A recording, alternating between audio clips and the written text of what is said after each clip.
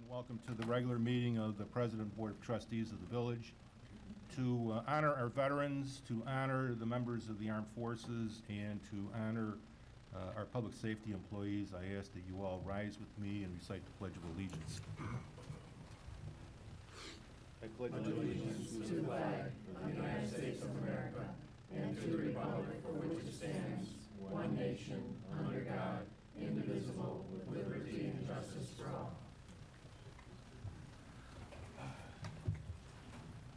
Thank you. Clerk Jessica, may we have a roll call, please? Certainly, Mr. President. Trustee Allen. Here. Gallagher. Here. Loria. Here. Hanson. Here. Horvath. Here. Timmons. Here. Present. Thank you. First item on the agenda is the reading of the agenda. Does any trustee wish to add or delete anything from tonight's agenda? Okay, hearing none, I'm going to take liberties with the agenda here and ask our Matt Supert to give us a report on the condition of the supply of water to the village. What I'm interested in, and I think what a lot of our residents are interested in is where we are, what's being done, and what we can expect in the future. So Matt, will you just kind of brief us on this? Sure. After Matt's done, I'll open up for citizen comments. Sure. So as the board probably knows from the reports we've been giving out through to the board members, we had a power failure at well number 3 on Easter Sunday that we've been working on over the past several weeks.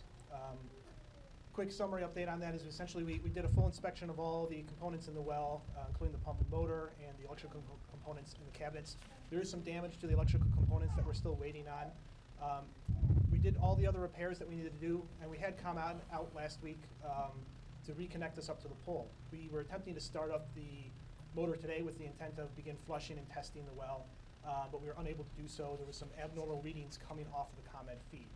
We were able to get ComEd back on outsite today, and after some testing on their part, they indicated that there's something wrong with the transformer on the pole.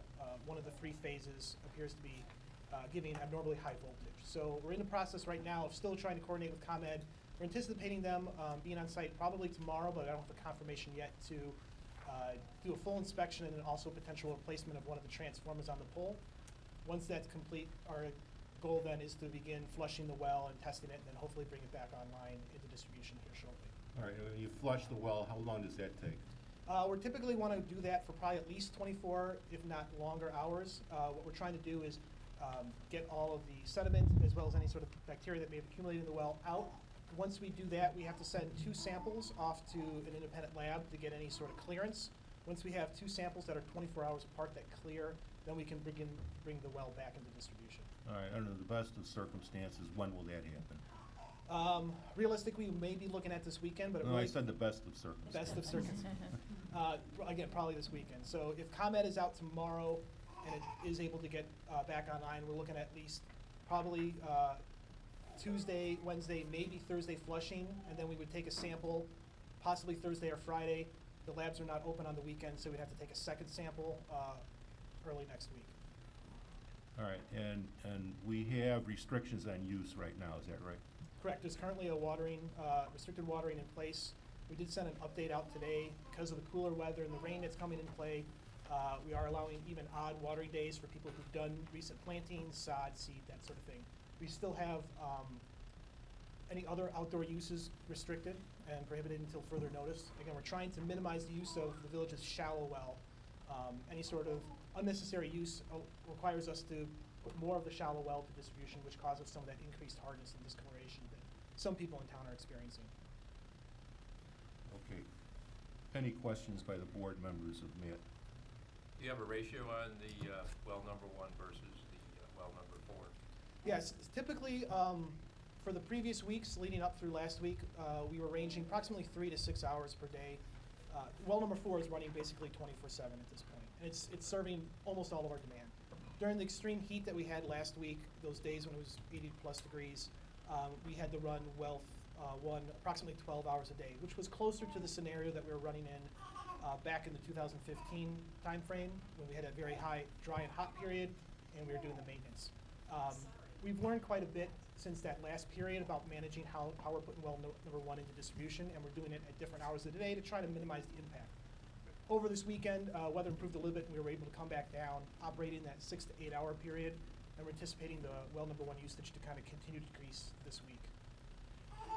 And Matt, you mentioned the hardness and discoloration, a little bit higher iron content, I believe, of well number 1. Could you comment just real briefly on some of the testing of the water that we've been doing for the quality of the water itself? Sure, yeah, so we do daily testing, which is part of our standard IEPA practice.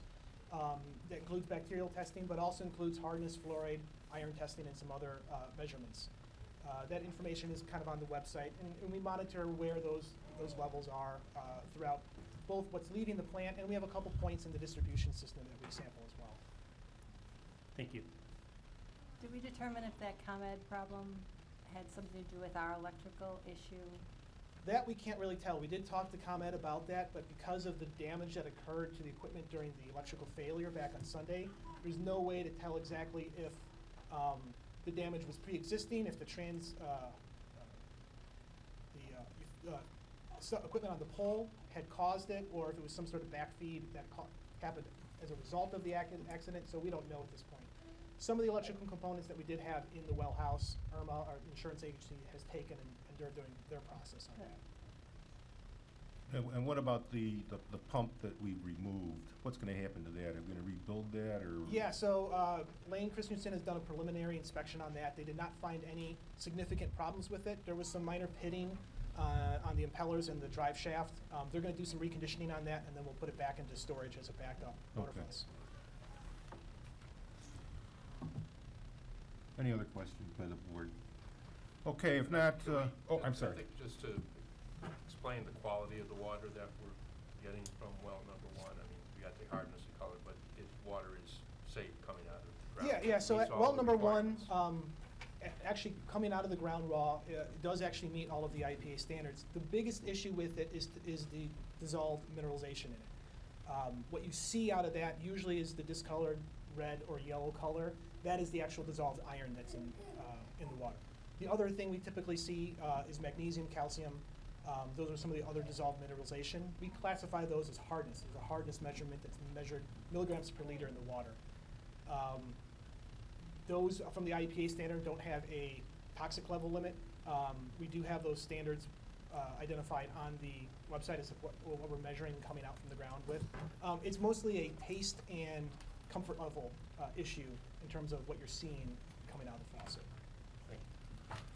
And if I remember right, the water that comes out of well number 1 is pumped directly into our storage tank. It does not go through our reverse osmosis system because it cannot. Is that That's correct. The way that, because it's a different type of well, has a different motor, and it's different pressures that are operating, the water treatment plant was not designed to take in a shallow well. We have 2 RO trains inside the water treatment plant, and those trains are designed to take the 2 deep wells that we have as our primary feeders for the system. Okay. Is the water out of well number 1 treated at all? Basically, we only chlorinate it, and there's no Okay. other treatment done on it. May I show you a towel that came out of the wash today? We'll open it up to public comment in a minute, ma'am. Just be patient. Any other questions from the board? Okay, we'll open up the meeting to citizens' comments. This is the portion of our meeting where we invite citizens to come forward and bring matters to our attention that they believe we ought to hear. Is there any such request this evening, ma'am? You wanted to speak? Yeah. You need to grab the microphone here. I've been is it on? You have to push it on. I've been a resident for 21 years. You have to push the button. Takes free time to warm up. Now? Good? Okay. I've been a resident for 21 years, and I don't drink the water anymore. I used to, but no longer drink it after brown bathtubs. My Brita maker is not clear anymore, it's brown. I'm just disgusted, actually. So, this towel came out of the wash today, still wet.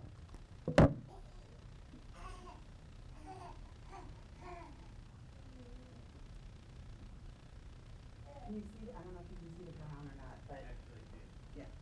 This was a perfectly white towel when it went in. I have had a dishwasher replaced, silverware, glasses,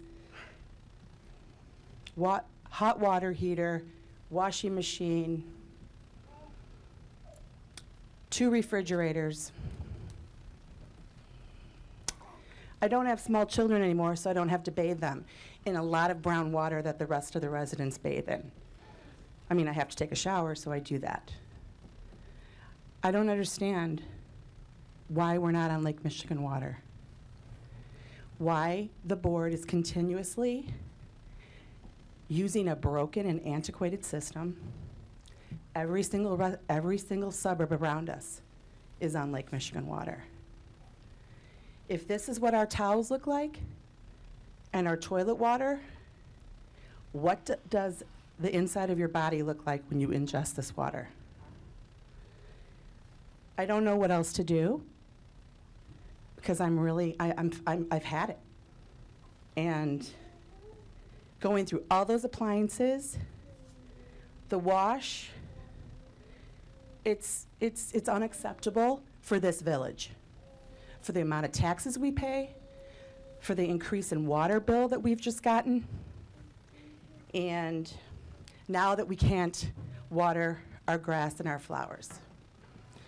So I'm begging you, we need a solution. And it's not, oh, it's going to be better at the end of the summer, because that's unacceptable. It is to me. I don't know how many other people it's unacceptable to, but a lot of my friends, a lot of my Facebook people, we have a Western Springs water, which I'm sure some of you probably are aware of. I don't know what else we can do, but I implore you to find a solution better than what we have to live with. Thank you.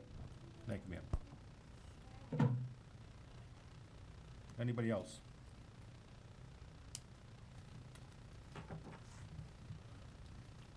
Okay, if not, we'll move on to our public hearing. There is a request to vacate the north 10 feet by 187-foot portion of 52nd Street right-of-way located adjacent to and south of 5142 Lawn Avenue in Western Springs. Petitioner is Sharon Owens.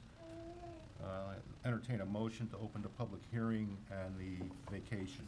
So moved. Is there a second? Second. Roll call. I'm sorry, voice vote.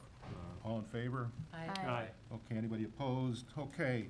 Madam Clerk, would you acknowledge publication of the notice of the public hearing for today? Yes, sir, it was published. Thank you. Any questions or comments from the board members on the proposal to vacate the 10-foot section by 187-foot section of the right-of-way? Okay, any questions or comments from the public or the press on that issue? Any further discussion by the board? Okay, this will be scheduled for a vote at the next meeting by the new board, and the matter will be taken up together with, I believe, another vacation ordinance. That is correct. We have 2 pending right-of-way vacation transactions. This, the Owens transaction. The other one is the Zeke transaction, 4947 Woodland. We will take those up at the, not at the end of June, but the first meeting in June. We've been waiting on survey work, and then once we get the survey work, we'll get title, and then we'll be able to finalize both those approvals and then move forward to closing on both of those. Okay, any further discussion? If not, I'll entertain a motion to close the public hearing. I'll make a motion to close the hearing. Okay, is there a second? Second. All in favor? Aye. Any opposed? Okay, the public hearing on the vacation is closed. And this, we need a motion. Temporary use permit. Yes, that's a motion. Roll call. Okay, who did come out of? That's out of planning. Planning and zoning. Trustee Timick, do you want to make a motion to approve the temporary use permit? Yes, I'll make a motion to approve the temporary use permit for the exterior lighting ceiling for the Tropical Snow business at 1602 Hillgrove Avenue property for calendar year 2017 pursuant to section 10-4-5 temporary uses and structures, subject to approval by the village board of the Western Springs Municipal Code. Is there a second to the motion? I will second. Okay, this matter was, I think, discussed on a number of occasions prior to this evening. That's There correct. was At some- the planning zoning meeting, we've discussed it a few times, and then I did update the board here, I think, last meeting, if I remember correctly. That's right, and all we're doing is approving the temporary use permit this evening, right? Or are we amending the code? No, just Temporary use that would be on a trial basis, Mr. President. Okay. We've all got Mr. Scott's memo to that effect. Any further discussion on the approval of the temporary use permit? President Reiger, I did have discussions with Director Scott with regard to this. I don't have a good feel that this is the place for this type of outdoor ceiling lighting, I guess it's called. Festoon lighting? It's not, it's not a restaurant per se, just to me, it's just a way of attracting attention to that particular locale. It's sort of isolated anyway to begin with, so. However, given that the permit to do so is temporary and will be reevaluated by the new board, I will not have a problem going along with voting on this in a positive manner. Yeah, I think it's not just tropical snow. We want to see how this works for other businesses also in the downtown area. I think this is a trial basis. We'll see how this floats. And this is a good use, I think. What other trial basis do we have? I think, Well, no, we don't have For any this, other this ones. is the only one, this will Oh, be the first. yeah. Yeah, Okay. to do the first one. And we did establish, times in terms of when the lights need to be turned off and for the weekdays and weekends and so that's. the glare and all that stuff. Correct, yeah. Okay, any further discussion? If not, Madam Clerk, may we have a roll call, please? Certainly, sir. Trustee Gallagher? Aye. Roriak? Aye. Hanson? Aye. Horvath? Aye. Schmidt? Aye. Allen? Aye. Thank you. Next, we'll move to our omnibus. Illinois state statutes allow a municipality to collectively vote on a group of ordinances, resolutions, and other motions such as awards of contract, appointments, etc. This is known as an omnibus vote. All of the items contained on the omnibus vote list have been previously discussed by the board and president on at least one occasion and often on several occasions. By placing them on the omnibus vote list, a single vote may be taken to approve them. A trustee may remove any item from the list and have it discussed and voted upon separately prior to the omnibus vote. Is there any such request this evening? Okay, hearing none, trustee Glowiak, one more time. President Roniger, I move that the following motions as contained on the meeting agenda for May 22, 2017 be adopted and or approved under an omnibus vote. Agenda item number 3, approval of minutes of the meetings of April 24 and May 8, 2017, as read. Agenda item number 4, motion to award a contract for the Village of Western Springs Recreation Center HVAC upgrades to lowest qualified responsible bidder, Amber Mechanical Contractors, Inc. of Alsip, Illinois, in the amount of $232,000. Agenda item number 5, motion to waive the competitive bidding process and award a contract in the amount of $38,691.88 to limited source provider Stryker EMS of Portage, Michigan, to purchase a Stryker Power Load and Power Pro stretcher. Only two vendors manufacture this equipment, and Stryker EMS produces equipment which is better suited to our department with warranties, guarantees, and UL certifications. Thank you. Is there a second to the motion? I will second. Okay, any further discussion on any of the items on the omnibus list? As I mentioned in my opening comments, all of these matters have been discussed by this board at least once, and oftentimes more. In addition, they have been discussed at the committee level, and usually these things are what we call no-brainers. So, if there's no further discussion, Madam Clerk, may I have a roll call, please? Certainly, sir. Trustee Glowiak? Aye. Hanson? Aye. Horvath? Aye. Timmons? Aye. Allen? Aye. Gallagher? Aye. And Roniger? Aye. Okay, that passes. Next, we move to the monthly financial report for April. Trustee Horvath, April 2017. Can you give us the financial report, please? Thank you, President Rodiger. And for the last time I will do this, I would like to once again thank Director Turi for her memo of May 19th.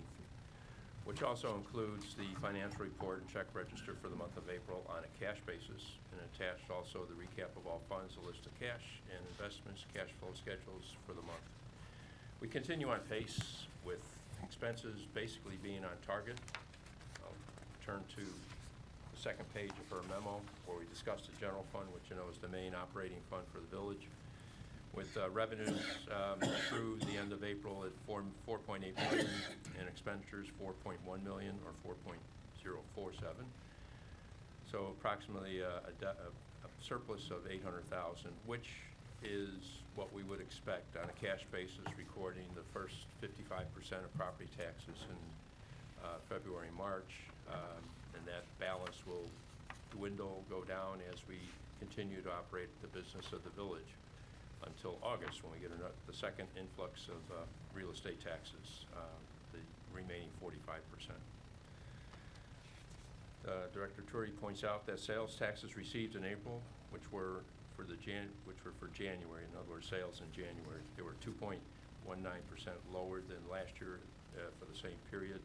Building permits continue to lag and are less than projected. However, we're expecting that spring will have an increase in construction and an increase in permits. Again, I'll turn to the financials themselves. Page 1, the general fund itself. As you can see, the surplus that I just mentioned in the second column year-to-date is just $800,000, and that's a favorable balance of $450,000, and that's due to the revenues of approximately, go to the last column to show the percentages, and just in total, we're at 42%. And again, we're a third of the way through the year, so 33 1/3 is the magic number, and you can see expenses are pretty much on target with that 33 1/3%. That's all I have to report with regard to the financials for the month of April.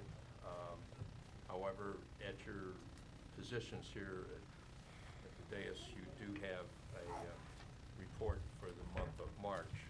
And with regard to the pension fund, on page 6 of that report, there was an error that was detected by trustee Allen, and he reported that to Director Turi. Director Turi made an adjustment, but I think we need to make a further adjustment to that, Director Turi. If I look at the schedule in the monthly activity, the employer contributions and the appreciation are the same number. I don't think that's the case. So we may need, send that back, and you can revise it for the next board Okay. meeting and have them sign off on that particular change. There's nothing wrong with the report itself. It's just we had a couple numbers misplaced that didn't affect anything of any significance. So with that, I make a motion to approve the April financials on a cash basis for the year-to-date through April 30th. I'll second. Thank you. Any questions of trustee Horvath on the April 2017 financial report? Okay, if not, Madam Clerk, may we have a roll call, please? Yes, sir. Trustee Hansen. Aye. Horvath. Aye. Timick. Aye. Allen. Aye. Gallagher. Aye. Lillian. Aye. Passes. Thank you. Report's approved. That brings us to, I guess, the last bit of business for us. That's the outgoing board. This will be the last time the sun will shine on this board. Tomorrow morning, there will be a new board of trustees and a new village president. So I don't know what we do here. It says president. Mr. President, if you'll excuse me to go down on the floor, we have 8 presentations and gifts we would like to award to various elected officials who are going out of office. And then we'll get to your comments. You want me down? Did you just say that? Sure, come on No, down. no, no. I mean, No, and then, well, eventually, yes, come on down. And when we get halfway through, President-elect Gallagher is going to join us for the last couple.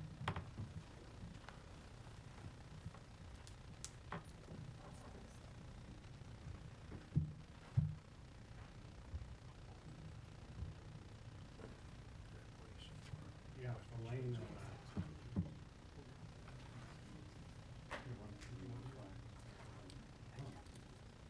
The first recognition is to outgoing trustee Suzanne Gloyak. It's a plaque of appreciation for 8 years of service as a village trustee.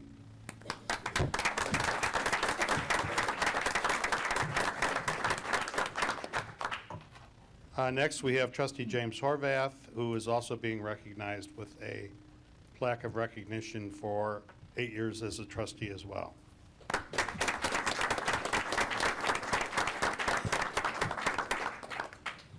And then, if you can hobble on down here. The third recognition is to our village clerk, Janine Jessica, for a plaque of appreciation for 30 years of service. And we're going to come back to this in a minute.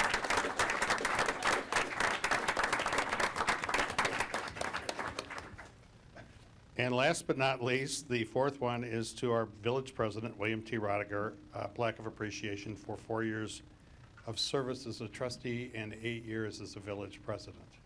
And we also have something else for you. So stay down.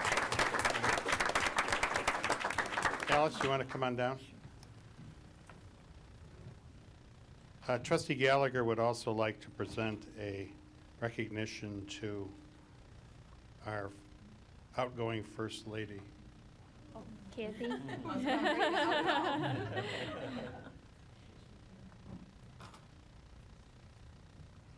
So this is just a little something to you on behalf of the entire board to thank you for your wonderful hospitality over the course of all these years. And you kept us well-fed, well-hydrated, and we appreciate it.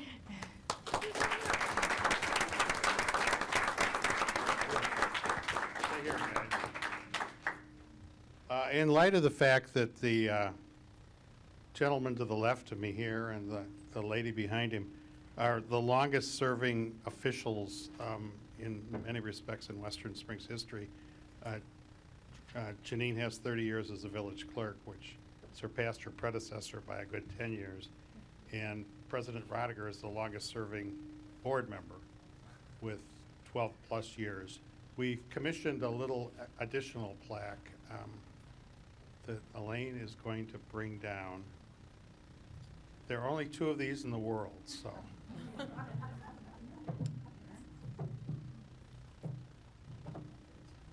Yeah, it's the medallion from the Tower Green, which we had recast in miniature and framed, and it's actually recast. I mean, it's like an 1/8 of an inch bronze. So this is Janine Jessica for village clerk from 1987 to 2017.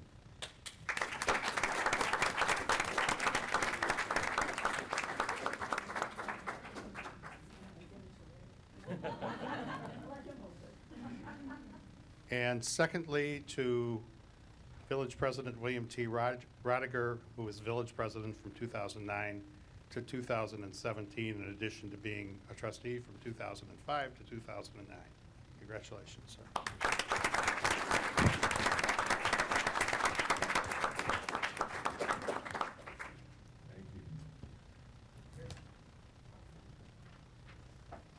Next on our agenda, if there are any comments from the retiring elected officials, this is the time to do it.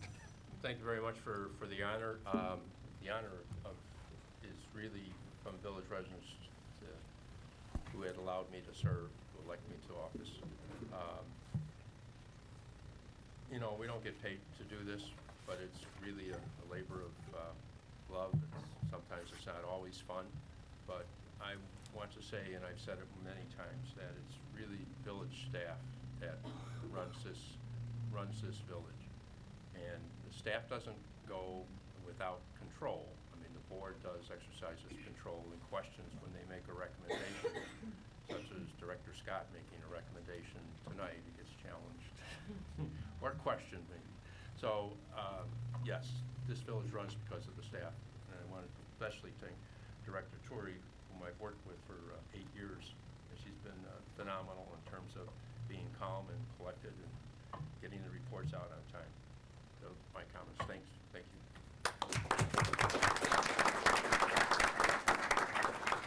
Susie? Sure, it's been an honor to represent the residents of Western Springs and to try to do what I always thought was in the best interest of the residents of Western Springs. I think one of the big issues is our water. We deserve good, clean water. And when I came in, we were building the RO plant, and we're still working on it. So maybe another well is needed. We deserve good, clean, fresh water. And I hope the board also looks at the issue of opting out of the minimum wage and sick pay issue. I think that needs to be readdressed. And I'm proud to be a trustee, and I'm proud to have representing the village residents all these years. Thank you for allowing me to do that. Thanks. Janine? Okay. Well, I think the best part was I had an opportunity to work with 7 different village presidents, 3 different police chiefs, 3 different village managers, 3 different deputy clerks, and they all were great. I enjoyed working with all of them. All were different. Every board was different. But they all were sincere, responsible people who gave their best for no money, you know, from the board aspect anyway. And that to me was wonderful, to see all these people working so hard to make the village such a great place to live. So I enjoyed my time. Thank you, ma'am. Mr. President? As I've said on a number of occasions before, this meeting will not be prolonged by my comments. It's been an honor for me to serve the village. When people say 12 years, I mean, it seems like it's gone by in a blink of an eye. My only comment is that what makes this village great is the ability and the desire of people to answer the call and volunteer their time to serve on a board such as this. This village would not work without the spirit of volunteerism that's been its hallmark and been its distinguishing characteristic since the time it was founded, 130-some years ago. I just hope that tradition continues. There are an awful lot of pressures, political pressures, things of that nature that don't need to be in village government. All we want is good people who exercise good judgment on behalf of the residents. It's been an honor for me to try to meet that goal, and I'll miss everybody. So thank you.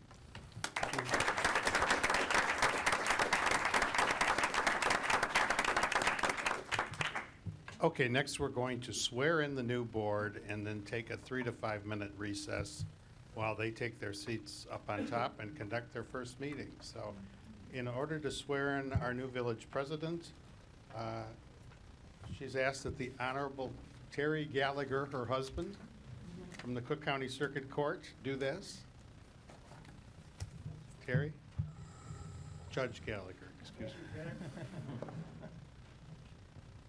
Are we ready? Do 2 hands here, okay. Raise your right hand, please, and repeat after me. I state your name. I, Alice Gallagher, Having been elected to the office of village president having been elected to the office of village president in the village of Western Springs, in the village of Western Springs, in the county of Akuka aforesaid, in the county of Cook aforesaid, do solemnly swear do solemnly swear that I will support the Constitution of the United States, that I will support the Constitution of the United States, the Constitution of the State of Illinois, the Constitution of the State of Illinois, and the municipal code of the village of Western Springs, and the municipal code of the village of Western Springs, and that I will faithfully discharge the duties of the office of village president, and that I will faithfully discharge the duties of the office of president, according to the best of my ability. according to the best of my ability. Congratulations.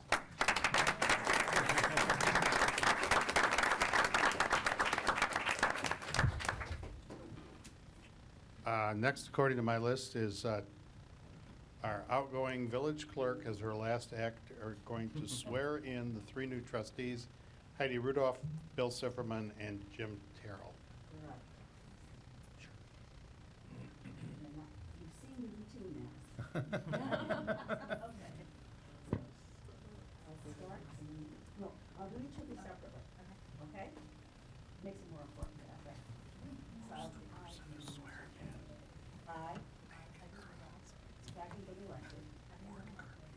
office of village trustee in the village of Western Springs, County of Cook, do hereby swear that I will uphold the Constitution of the United States, the Constitution of the State of Illinois, and the municipal code of Western Springs, and that I will faithfully discharge the duties of the office of village trustee to the best of my ability. Congratulations.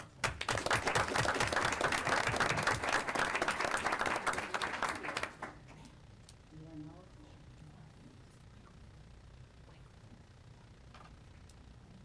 Okay. Okay, yeah, Janine, I ran off with the mic. that's all right. Okay, you won't hear me on the table, right? Okay. Same procedure. I, I, William P. Zipperman, having been elected having been elected to the office of village trustee to the office of village trustee in the village of Western Springs, County of Cook, in the village of Western Springs, County of Cook, do hereby swear do hereby swear that I will uphold the Constitution of the United States, that I will uphold the Constitution of the United States, the Constitution of the State of Illinois, the Constitution of the State of Illinois, and the municipal code of Western Springs, and the municipal code of Western Springs, and that I will faithfully discharge the duties and I will faithfully discharge the duties of the office of village trustee, of the office of village trustee to the best of my ability. to the best of my ability. Sorry.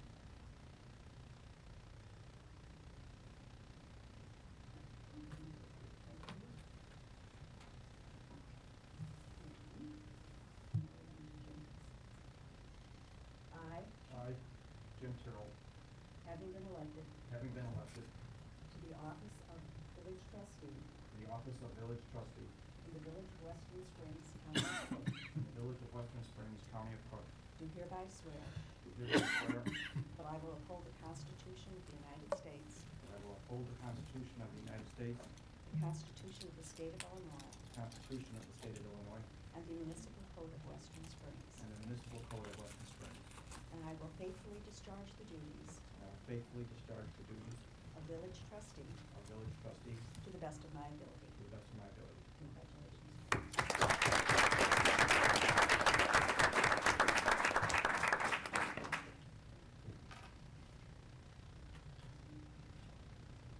And last, to swear in our new village clerk, Bridget McMahon Fitzgerald. She will be sworn in by her cousin, who's also a Cook County Circuit Court Judge, Maureen Ward Kirby.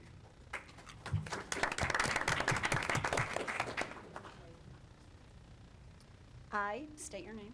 I, Bridget McMahon Fitzgerald, Having been elected to the office of village clerk having been elected to the office of village clerk in the village of Western Springs, County of Cook, in the village of Western Springs, County of Cook, do solemnly swear that I will support the Constitution of the United States, do solemnly swear that I support the Constitution of the United States, the Constitution of the State of Illinois, the Constitution of the State of Illinois, and the municipal code of the village of Western Springs, and the municipal code of the village of Western Springs, and that I will faithfully discharge the duties of the office of village clerk and I will faithfully discharge the duties of village clerk according to the best of my ability. according to the best of my ability.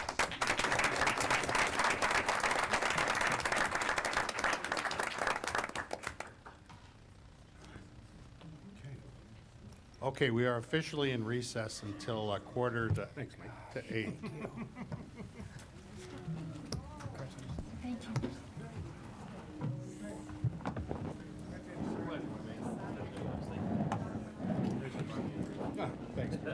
Thanks. Yeah.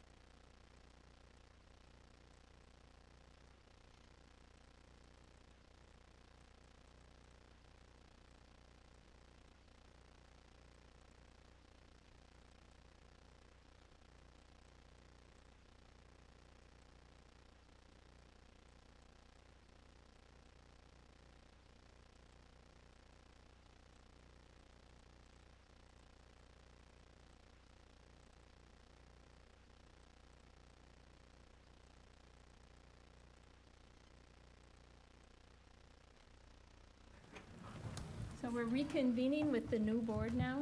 Thank you for staying. And I'd like to thank our new trustees for agreeing to serve. As Jim Horvath said, it often is well, it's not paid, number one, but it's also a thankless job sometimes, but it has its rewards in its own right. I look forward to working with each of you in the upcoming years. So, our trustee committee assignments, there are 6 committees, 6 board committees that are associated with specific administrative departments. Each trustee serves on 2 committees. One is a chairman, one is the member of those committees. We have new committee assignments effective tonight, and those will be for the Finance Committee, Heidi Rudolph, Chair, and Ed Timick, the member. General Government Committee, Chair Ed Timick, and member Jim Terrell, sorry. Planning and Zoning Committee, Chair Jim Terrell, and member Heidi Rudolph. Public Health and Safety Committee, Chair Bill Sifferman, and member Barry Allen. Properties and Rec Committee, Chair Sheila Hansen, and member Bill Sifferman. And last but not least, Public Water and Works Committee, Chair Barry Allen, and member Sheila Hansen. Otherwise, there's just a few updates to go through with spring and summer. Things are happening in the village. The first one is this Saturday. The Tower Trot will begin at 8:30 a.m., I believe, for the 10K. And I hope you have good weather, Tracy. Memorial Day Parade is this Monday, May 29th at 10 a.m. And it starts, I believe, at the Tower Green. I'm not sure. And the WSBA Gathering on the Green is Friday, June 9th from 5 to 10 p.m. Finally, the West Central Municipal Conference Annual Dinner is June 9th. I invite any trustees to attend. Our own Bill Rodiger will be honored as the outgoing president of that conference. And finally, I'd like to publicly thank the people retiring tonight. Our clerk, Janine Jessica, served for 30 years. I hear our new clerk is looking to beat that record. I also thank trustees Susie Glowiak and Jim Horvath, and of course President Bill Rodiger. Together they've served on the board for over 58 years, if you combine the years for that total, which is amazing. But each of these impressive individuals have served the village with integrity, intelligence, and common sense. Their decisions have been made based on what they consider to be the best action for our village as a whole. Western Springs is a better place today because of their service, and we will miss them. So on behalf of the board, staff, and our community, thank you to our outgoing board members. And moving along, Village Manager Higgins. Madam President, I think you covered all of it, other than to mention that spouses are also invited to the West Central Municipal Conference dinner. Thank you. So, it's a nice evening. It's a big group.